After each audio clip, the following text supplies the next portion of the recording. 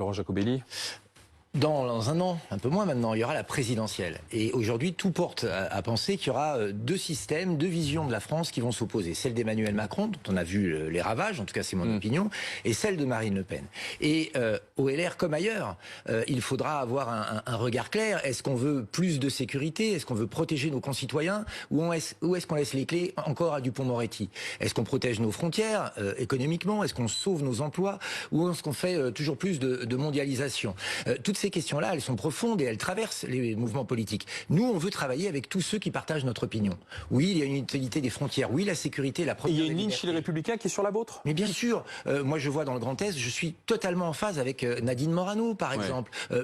Donc, d'ailleurs, elle n'appelle pas à voter pour le concurrent LR, qui est M. Rotner, qui, lui, ne veut pas de Mme Morano parce qu'il veut une alliance avec la reine. Donc, vous voyez où on en est. Moi, quand je vois M. Wauquiez, qui, au soir du premier tour d'élections partielles qui ont lieu en Hauts-de-France, là, entre un candidat du Rassemblement National et un candidat de la République En Marche, appelle immédiatement à voter à la République En Marche. Mais qu'est-ce que c'est que ce discours? Votez pour moi au premier tour, votez pour Macron au deuxième.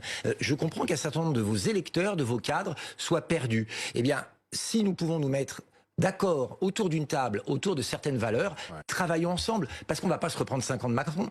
5 ans d'insécurité sociale, 5 ans d'insécurité physique, 5 ans d'insécurité économique. On ne peut pas. Vous avez une responsabilité aussi en face des Français. Les Français d'ailleurs ne veulent pas du duel entre Emmanuel Macron. Non, mais je ne parle pas des Français, je parle simplement des électeurs aujourd'hui qui sont un peu perdus à droite et dans votre famille politique surtout.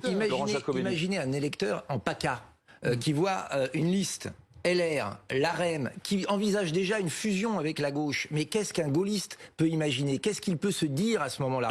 Est-ce que vous ne croyez pas, finalement, qu'il y a des ponts aujourd'hui entre ceux qui veulent la souveraineté de la France, qui croient en la grandeur de la France, qui croient en son identité, en son peuple? Mais vous savez, Marine Le Pen, quand elle appelle à l'union, c'est pas ce que vous avez appelé l'union de la droite. On appelle aussi à l'union avec des gens de gauche. Il y a des gens à gauche qui sont très attachés à la laïcité, au mérite, à la République, et qui ne se reconnaissent pas dans la dérive aujourd'hui d'une partie de la gauche, racialiste, décoloniale, etc. Et d'une partie de la droite aussi? Mais il y a une partie de la droite en perdition. Monsieur Muselier est clairement un leader de droite qui a perdu son chemin et qui pense à sa carrière personnelle.